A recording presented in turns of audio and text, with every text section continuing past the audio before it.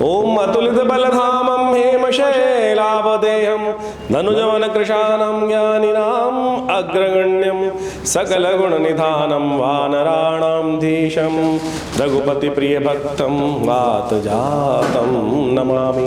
नमस्कार, स्वागत है आपका आचार्य वाणी में। मैं आचार्य डॉक्टर विक्रमादित्य आपके साथ, और आज का विषय है कि कुंभ राशि वालों के लिए मंगल का जो परिवर्तन का योग है 26 अगस्त से 20 अक्टूबर के बीच में क्या कुछ प्रभाव उत्पन्न करने वाला है। देखिए, मंगल का बड़ा विशेष परिवर्तन का योग है आपकी राशि के अनुसार से। मंगल का प्रभाव आपको समझना चाहिए। मंगल जो है आपका ग्रह नक्षत्रों के दृष्टिकोण से उसका एक विशेष प्रभाव है। मंगल को हमारे यहाँ सेनापति कहा जाता है, मंगल को हमारे यहाँ शुभ कहा जाता है। मंगल एक क्रूर ग्रह के अंतर्गत आते हैं और अपने प्रतिद्वंदी को कभी छोड़ते नहीं हैं। मंगल कहीं पीछे पैर कभी हटाते नहीं हैं और बड़ा विचित्र प्रभाव कुंडली के अंदर उत्पन्न करते हैं। और यदि कुंभ राशि के संबंध में बात करें तो मंगल का प्रभाव आपके लिए बहुत विशेष है। पराक्रम के स्वामी है मंगल आपकी इस राशि में। आपकी जन्मपत्री के अनुसार से, आपकी राशि के अनुसार से समझिए कि मंगल तृतीय भाव पराक्रम के स्वामी, मंगल दशम भाव विशेषतः आपके सफलता के स्वामी हैं। और इस तरह से कहा जाएगा तो कुंभ के राशि वालों के लिए, कुंभ लग्न वालों के लिए यदि मंगल स्ट्रांग बैठा है ना, तो बिल्कुल ऐसे व्यक्ति बहुत ज़बरदस्त वलवले वाले होते हैं और ज़बरदस्त कार्य करने वाले होते हैं। और बहुत महत्वपूर्ण, यदि मंगल शक्ति संपन्न कुंडली में जब भी गोचर में प्रभाव उत्पन्न करेगा, वो ऐसे व्यक्तियों के लिए बहुत इम्पॉर्टेंट रहता है। लेकिन ये जो मंगल का प्रभाव है जो 26 अगस्त से लेकर आपकी राशि के अनुसार से हम बात करने जा रहे हैं, 26 अगस्त से लेकर जो ग्रह नक्षत्र का प्रभाव 20 अक्टूबर तक रहने वाला है। मंगल यहाँ मिथुन राशि में जा रहे हैं। मिथुन राशि बुध की राशि है, लेकिन मंगल यहाँ आके थोड़े कमज़ोर रहते हैं। जिस प्रकार से कर्क में जाकर अगली राशि जो रहेगी वहाँ नीच के हो जाएंगे, उससे एक राशि पहले मंगल नीचाभिलाषी हो जाएंगे। यानी मंगल की स्थिति थोड़ी कमज़ोर है यहाँ पर। और यहाँ कमज़ोर मंगल जो है वो कई प्रकार की समस्याएं उत्पन्न कर सकता है। उसको आपको रेमेडियल एस्पेक्ट्स में ठीक करने का प्रयास करना चाहिए। पंचम भाव बुद्धि का भाव, ज्ञान का भाव, विद्या का भाव, पुत्र का भाव, संतान का भाव, बुद्धि का भाव, ये यहाँ पे बैठे हुए हैं। वहाँ पर जाकर मंगल इस दौरान रहेंगे और मंगल का ये जो प्रभाव है करीब करीब 40 दिन के आसपास का, ये बड़ा ही विशेष आपके लिए प्रभाव उत्पन्न करेगा।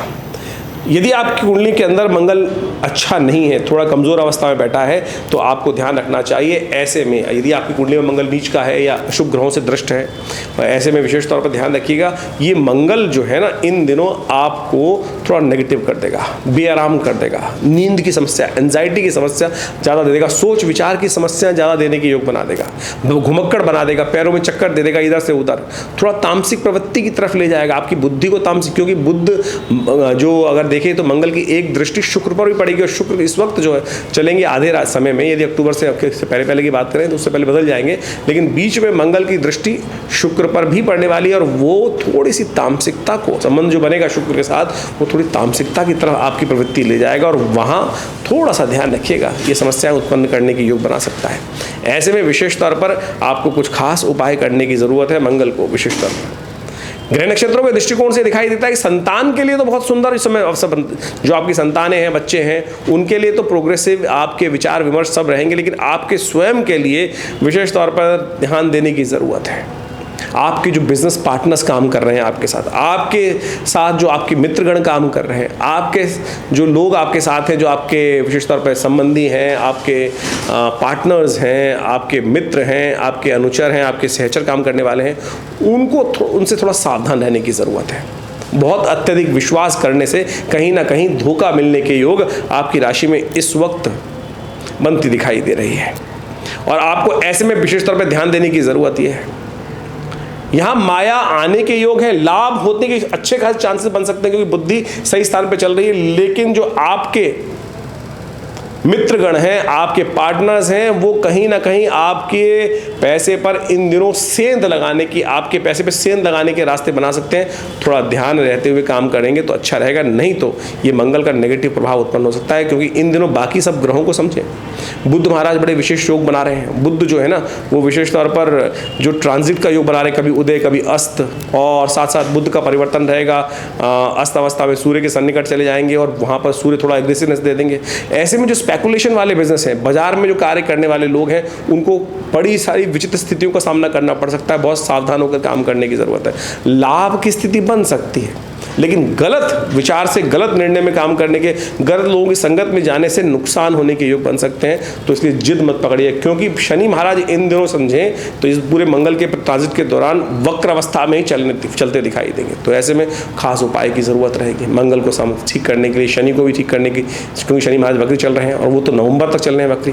तो ऐसे में हनुमान जी का स्थान दिल्ली जी हमारे को सबसे बढ़िया आपके लिए दिखाई देता है कि हनुमान जी का जितना स्तवन करेंगे उतना अच्छा रहेगा। एक काम और कर सकते हैं आप, क्योंकि यहाँ पर मंगल आपकी कुंडली में यदि नेगेटिव है, यदि आपकी कुंडली के अंदर मंगल किसी अशुभ ग्रह के साथ बैठा हुआ है, तो वो आप एक बात ध्यान रखें कि मंगल फिर आपको एंजाइटी डिसऑर्डर दे सकता है।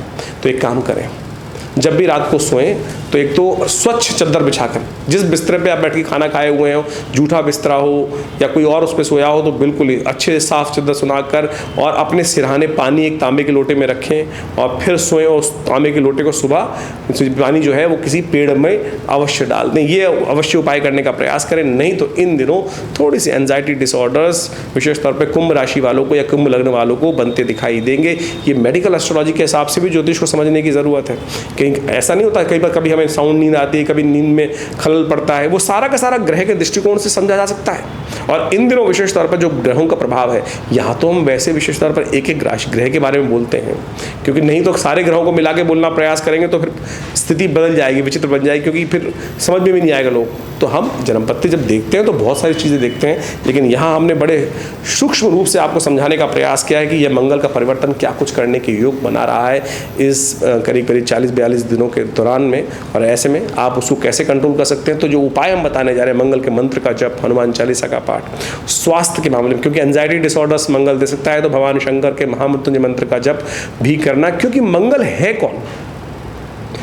हमें ज्योतिष के दृष्टिकोण से ऐसा नहीं है कि मंगल आकाश में एक तारा घूम रहा है, कैसे उत्पत्ति हुई उसकी, वो भी शास्त्रीय विवेचना है, वो भी हम आपको बताते समझाते हैं। जब तक वो चीज़ समझोगे नहीं, क्योंकि ज्योतिषी है जो उस सब चीज़ों को बाहर, हमारे शास्त्र हैं जो हर चीज़ का मूल अंत कैसे उत्पन्न हुआ वो सब समझाने का प्रयास करता है। देखिए, इस प्रकार से ज्योतिष के अंतर्गत जो विभिन्न गणनाओं के माध्यम से निष्कर्ष निकलता है, यानी ग्रह की अवस्था को समझते हुए उसकी जो स्थिति समझ में आती है, उसके अनुसार से, ज्योतिष शास्त्र के अनुसार से, पौराणिक काल के अनुसार से, पौराणिक मतों के अनुसार से, वैदिक मतों के अनुसार से अनेक उपाय शास्त्र में बताए गए हैं। मंगल को ठीक करने के लिए, मंगल के शांत को, उपद्रव को शांत करने के लिए शास्त्र में वैसे तो अनेक उपाय हैं, लेकिन सबसे श्रेष्ठ जो है वो हनुमान जी का स्तवन है। हनुमान जी का स्तवन, हनुमान जी का पाठ करना, क्योंकि मंगल को जन्मे मंगल ही करते, मंगलमय भगवान हनुमान जी महाराज हमेशा कष्ट का निवारण करने वाले हैं, और मंगल का दिन उनके लिए विशेष तौर पर समस्त प्रकार से शुभ कहा गया है। और मंगल के मंत्र का भी जप कर सकते हैं, हनुमान चालीसा का पाठ कर सकते हैं। हनुमान जी की तो अनेक साधनाएं हैं, उन सबको करके मंगल के तमाम दुष्प्रभावों को ठीक करने के लिए अनेक उपाय शास्त्र में वर्णित है। ज्योतिष के दृष्टिकोण से भी समझना चाहिए कि मंगल है कौन। मंगल वास्तविक तौर पर वीरभद्र कहे गए हैं। वीरभद्र जो भगवान शंकर के साक्षात अंश हैं, पृथ्वी से उत्पन्न हुए हैं, और जब सती की घटना शास्त्रों के अनुसार से घटी, दक्ष के उस यज्ञ के अंदर उसको विध्वंस करने के लिए सती ने अपने आप को समर्पित कर दिया यज्ञ के अंतर्गत, तो भगवान शंकर ने रुद्रावतार के रूप में वीरभद्र को उपस्थित किया। भगवान शंकर के पसीने से जो बूंदें पृथ्वी पर पड़ी, उसी से वीरभद्र उत्पन्न हुए, और उन्होंने जाकर उस दक्ष के यज्ञ को विध्वंस किया, और बाद में भगवान शंकर के आशीर्वाद स्वरूप वही भूमिपुत्र मंगल के रूप में प्रतिष्ठित हुए। तो अर्थात मंगल का स्तवन करने के लिए भगवान शिव का स्तवन भी समस्त प्रकार से कल्याणकारी शास्त्र में वर्णित किया गया है। तो ऐसे में मंगल ग्रह को शांत करने के लिए अनेक उपाय शास्त्र में वर्णित हैं, उन सबका आप साथ लेते हुए कार्य करने का प्रयास कर सकते हैं। मंगल का एक बड़ा श्रेष्ठ मंत्र है, क्योंकि मंगल इन दिनों जिस ग्रह अवस्था में चल रहा है, मिथुन राशि में चल रहे हैं, और मिथुन राशि में चलते हुए जो मंगल होते हैं वो नीचाभिलाषी हो जाते हैं। देखिए, ज्योतिष के दृष्टिकोण से बात समझें कि जो मंगल है वो जिस राशि के स्वामी हैं वो है मेष और वृश्चिक राशि के स्वामी। मकर पे जाके मंगल उच्च के हो जाते हैं, और कर्क पे जाकर मंगल नीच के हो जाते हैं। जिस प्रकार से कहा जाता है कि ग्रह जिस राशि पर उच्च का होता है, उससे एक पहले राशि जो होती है वो उच्चाभिलाषी ग्रह माना जाता है, और कहा जाता है कि उच्च से होने से ज़्यादा ताकतवर ग्रह उच्चाभिलाषी ग्रह होता है। उसी प्रकार से जब कोई ग्रह नीच अवस्था में जा रहा है, यानी कम से कम बहुत शीर्ण अवस्था में, कमज़ोर अवस्था में जाने वाला होता है, जैसे मंगल की नीचस्थ राशि जो है वो है कर्क राशि, उससे एक राशि पहले मिथुन राशि पड़ जाती है, वहाँ कहा जाता है निच्चाभिलाषी, यानी नीच होने के बिल्कुल जाकर सन्निकट संकट आ गया है, तो ऐसे में मंगल और क्षीण हो जाता है। ऐसे में आपकी राशि के अनुसार से आपको समझा आपने कि क्या कुछ प्रभाव उत्पन्न हो रहा है, तो मंगल को शक्ति आप उसका ऐसा प्रभाव उत्पन्न करने का प्रयास करें जिससे कि मंगल का नेगेटिव प्रभाव समाप्त हो जाए और पॉजिटिव प्रभाव आरंभ हो जाए। बहुत सारे लोग उपाय के तौर पर नग धारण करने की बात करते हैं। देखिए, नग आमतौर पे यदि बिना मंत्र जागृति के, बिना उसके सिद्ध करे हुए धारण कर लोगे तो वो स्टेरॉइड की तरह काम करेगा, यानी एक ताकत देने का प्रयास करेगा। खराब अवस्था में है तो उसको ताकत दें, वो कहा क्या प्रभाव आपकी राशि के अनुसार से कर रहा है वो तो समझ में आएगा नहीं उस ग्रह को, वो तो सीधा सीधा ताकत देना शुरू कर देगा। जैसे एक व्यक्ति को यदि स्टेरॉइड दे दिया जाए, बीमार आदमी है, तो उसका क्या स्टेरॉइड का प्रभाव होगा, तो वो तो कहाँ बैलेंस नहीं करेगा ना। तो स्थिति को समझते हुए किस प्रकार से कितना कार्य करना है, कितनी स्थिति को बैलेंस करना है, कितना आवश्यक करना है, वो दिमाग जो है रत्न में मंत्र सिद्धि से आता है। तो मंत्र सिद्ध करे बिना यदि यंत्र को धारण कर लें, नग को धारण कर लेंगे तो फिर उसका प्रभाव पॉजिटिव नहीं होगा, कहीं ना कहीं नेगेटिव भी हो सकता है। तो सबसे श्रेष्ठ कार्य है मंत्र जप करना, दान करना, जो और मंत्र जप करके जैसे मंगल का मंत्र है ओम क्रांग क्रीं क्रौंग सै भौमाय नमः, इसका जप कर सकते हैं। हनुमान जी को चोला चढ़ा सकते हैं। सबसे श्रेष्ठ जो उपाय है, सरलतम उपाय है, हनुमान जी को चोला चढ़ाएं। और उसके साथ साथ भगवान शिव का, क्योंकि साक्षात शिवंशी हैं वीरभद्र जो है, तो उनका भी आप स्तवन कर सकते हैं, शिव का ध्यान, शिव का मंत्र कर सकते हैं। और सबसे अच्छा रहेगा गुड़ के गन्ने के रस से यदि मंगलवार के दिन भगवान शंकर का रुद्राभिषेक कर लिया जाए। ओम त्र्यंबकम यजामहे सुगंधिम पुष्टिवर्धनम उर्वारुकमिव बंधनान् मृत्योर्मुक्षीयमामृतात्, इस मंत्र का जप करते हुए भगवान शंकर का अभिषेक करना भी ये मंगल को की नेगेटिव प्रभाव को ठीक करने वाला उपाय रहेगा। सरलतम उपाय हम आज कार्यक्रम के माध्यम से आपके समक्ष रखना चाहते हैं, शास्त्र मत से रखना चाहते हैं।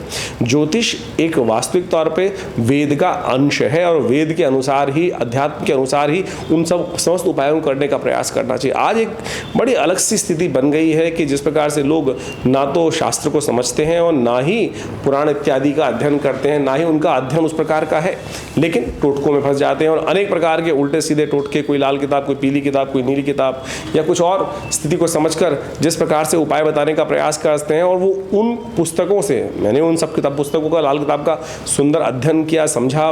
मेरे पिताश्री आचार्य श्री केशव देव जी महाराज के सानिध्य में रहकर मुझसे सब चीज़ों को सीखने का अवसर मिला। तो हमारे यहाँ तो 1970 के दशक में ही उस लाल किताब का पदार्पण हो गया, तब से बाल्यकाल से ही, यानी मैंने जब 5 साल का था तब से ही उसका अध्ययन शुरू किया, समझा। जो उपाय आज तथाकथित तौर पर किस प्रकार से नाम बताए जाते हैं वो बिल्कुल उनसे कोई रिलेटेड नहीं है। तो आप समझें, शास्त्र वर्णित उपाय या कहीं भी किसी भी ग्रंथ से उपाय वर्णित, तो उनको समझते हुए कार्य करने का प्रयास करेंगे तो अच्छा रहेगा। तो हमने अब इस कार्यक्रम के माध्यम से आपके समक्ष जो आपके ग्रह को ठीक रखने के लिए जो उपाय बताए हैं उनको आप सीधी तरह से करने का प्रयास करोगे तो देखिएगा परिवर्तन के योग बहुत अच्छा रहेगा और मन भी शांत होगा। आप समझे कि आप भगवान का रुद्राभिषेक करके आए, हनुमान चालीसा का पाठ कर लें, आपके हाथ से तो कुछ गया नहीं, आपके मन में भी भाव आया, पवित्र आया, परमात्मा का सानिध्य मिला। एक इसका सुपर नेचुरल प्रभाव भी तो है, परमात्मा की शक्ति का के साथ आप जुड़े, थोड़ी देर अध्यात्म का ध्यान किया, और उसके बाद नहीं तो क्या होगा, कोई कुछ और करा रहा है, कोई आपके नग ही बेच दिया किसी ने आपको, आपसे पैसे ले लिए, और उसके बाद उस नग ने पता नहीं जेन्युइन है नहीं है, कल्चर्ड है क्या है, किस प्रकार की स्थिति है, यानी रंग के लकड़ी दे दी है, क्या कर दिया है। तो ये बड़ी विचित्र स्थिति बन गई है। तो आप ज्योतिष को सरल रूप में समझने का प्रयास करें। हमने इस कार्यक्रम के माध्यम से आपके समक्ष वो सरल विशेष तौर पर उपाय रखने का प्रयास किया है। तो आप इसके माध्यम से सबसे श्रेष्ठ है मंत्र जप, ओम क्रांग क्रीं क्रौंग सै भौमाय नमः। हो सके तो सबसे बढ़िया और के काम करें, हम इस मंत्र से यज्ञ कर लें। हमारे विवेकानंद योग आश्रम में नित्य प्रति करीब 8 घंटे यज्ञ होता है और रविवार को समस्त नवग्रहों की शांति के लिए नवग्रहों के विभिन्न मंत्रों के द्वारा एक सुंदर यज्ञ का कार्यक्रम रखा जाता है, जो चलता है सुबह करीब 8:30 बजे से लेकर 10 बजे के मध्य में। तो आप सब बिना किसी शुल्क के, जी हाँ कोई शुल्क नहीं लिया जाता, आप सब उस आश्रम में चलने वाले यज्ञ में आकर स्वयं बैठ सकते हैं। वैसे तो नित्य प्रति 8 घंटे यज्ञ चलता है जैसा हमने आपको कहा, लेकिन रविवार के दिन सुबह 8 से लेकर करीब 10 बजे तक का एक कार्यक्रम सब लोगों के लिए सामूहिक तौर पर एक सुंदर व्यवस्था विवेकानंद योगाश्रम दिल्ली में लक्ष्मी नगर क्षेत्र में रहती है। आप स्वयं आकर उस यज्ञ में विराजित हो सकते हैं, यज्ञ में आहुति दे सकते हैं। और यज्ञ की आहुति, शास्त्र कहता है यज्ञो वही श्रेष्ठतम कर्म, ये संसार का सबसे श्रेष्ठ कर्म है। देखिए आपने किस दान दिया, मैं दान की बात तो बहुत हम बोलते हैं, लेकिन दान भी विशेष तौर पर सोच समझ के देने का प्रयास करना चाहिए।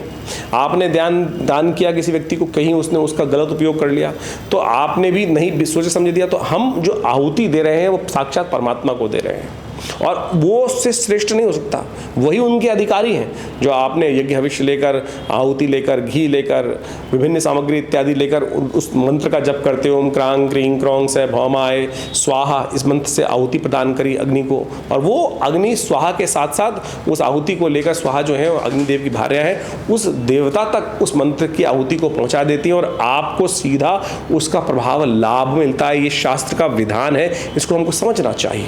इसीलिए कहा गया है कि यज्ञ सबसे श्रेष्ठ है। मंत्र जप और यज्ञ दोनों को यदि समाहित कर कर अपने ग्रहों के उपचार के लिए आप कार्य करेंगे ना, तो बहुत सुंदर कार्य रहेगा। कष्टों को निवारण करने की स्थिति बहुत जल्दी बनेगी। ये मंत्र बहुत शक्तिशाली है। ओम क्रांग क्रीं क्रौंग से भौमाय नमः, इसका चमत्कार हमने बहुत सारे लोगों को देखा है।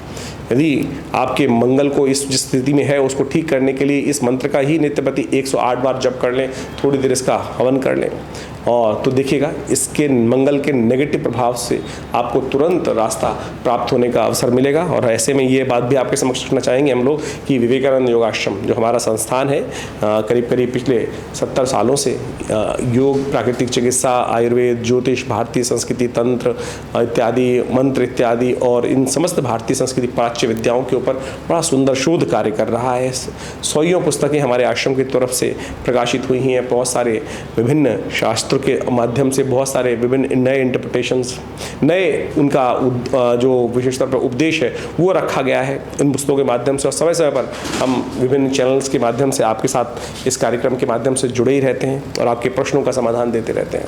आपकी जन्मपत्री में क्या चल रहा है, कौन से ग्रह आपके लिए कब शुभ प्रभाव देने वाले हैं और कब आपके जीवन में उनका नेगेटिव प्रभाव आने के योग बनते हैं, और कैसे उन सब से आप रक्षा कर सकते हैं, इस सब संबंध में ज्योतिष का समस्त विवरण हमारे इस कार्यक्रम के माध्यम से आपको प्राप्त होता ही। और अपने निजी विचार विमर्श प्राप्त करने के लिए आश्रम से जुड़ सकते हैं। संपूर्ण नंबर्स आपके सामने स्क्रीन पर चल ही रहे हैं। आश्रम के द्वारा विभिन्न क्षेत्रों में कार्य किया जा रहा है। आयुर्वेद के संबंध में, चिकित्सा शास्त्र के संबंध में एक पूरा 100 बेड का विवेकानंद हॉस्पिटल यहाँ स्टैब्लिश्ड है, ये जो भारतीय बहुत सारे इंश्योरेंस कंपनीज के साथ कार्य कर रहा है और बहुत सारी चिकित्सा के माध्यम से।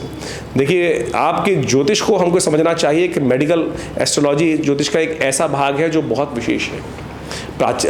जो प्राचीन काल के अंदर आयुर्वेद को साथ साथ ज्योतिष को जोड़ा गया था और वहाँ कहा गया, समझा गया कि किस ग्रह के प्रभाव से कौन सी बीमारी कब हो रही है और कैसे मंत्र जप कर कर हम उस बीमारी को ठीक कर सकते हैं। जैसे एग्जाम्पल लें आप, महामृत्युंजय मंत्र है। हमने हजारों के लोगों पे देखा कि जो पहले महामृत्युंजय मंत्र का जप करने से कैसा चमत्कारिक प्रभाव होता है। वही औषधि जो पहले पेशेंट पे काम नहीं कर रही थी, महामृत्युंजय का जप करके, अनुष्ठान कर कर, पूजा करके, प्रार्थना करके, भगवान शंकर के सामने संकल्प कर कर उस पूजा को पद्धति किए गए, वही दवाइयाँ औषधियाँ पुनः काम करने लगती हैं। तो आप समझे, मंत्र भाग्य जगाता है, अध्यात्म भाग्य जगाता है, अध्यात्म कष्ट को निवारण करता है, और ज्योतिष वो माध्यम है कि जिसके द्वारा आप समझ सकते हैं कि कब जीवन में, आपके जीवन में जो कष्ट आ रहा है ना, वो भार ही है कहीं। उस भार का समय, उस कष्ट का समय पहले से जाना जा सकता है और उसका निवारण पहले से भी किया जा सकता है। ये ज्योतिष का एक चमत्कारिक प्रभाव है और अनादिकाल से हजारों लोगों ने इसका लाभ लिया है। तो आप इस कार्यक्रम के माध्यम से हमारे साथ जुड़ें। माँ भगवती का सुंदर सानिध्य जो यज्ञ आश्रम पे किए जाते हैं, अनुष्ठान किए जाते हैं समय समय पर, उन सब का लाभ आपको अवश्य ले सकते हैं। और इन दिनों विशेष तौर पर तो बहुत सारे और भी उत्सव आने वाले हैं, नवरात्र आएंगे और इसके साथ साथ श्राद्ध भी उससे पहले आने वाले हैं। श्राद्धों में भी अपने पितरों के तृप्ति के लिए भी बहुत सारे हमको पद्धति करनी चाहिए। गायत्री का यज्ञ करना चाहिए, तर्पण इत्यादि करने चाहिए। आप सब उसके लिए भी आश्रम से संपर्क साध सकते हैं। आश्रम में जैसे गायत्री का यज्ञ करवा कर अपने पितरों की आत्म शांति के लिए सुंदर कार्य अवश्य करना चाहिए। आप सब लोगों को अपने पितरों के निमित्त, जिनके कारण से हम इस जीवन में हैं, आज बहुत सारे लोग तो श्राद्ध भी सही से नहीं करते हैं। बड़ी विचित्र स्थिति है। लोगों को, आधे लोगों को, बहुत सारे लोग ऐसे आते हैं उनको पता ही नहीं है कि श्राद्ध कौन सी तिथि में किया जाए। यदि ऐसी भी कोई समस्या है तो चिंता ना करें, हमारे आश्रम पर जो फ़ोन नंबर्स दिए गए हैं उनमें आप संपर्क साध कर अपने समस्त प्रश्नों का निदान पा सकते हैं।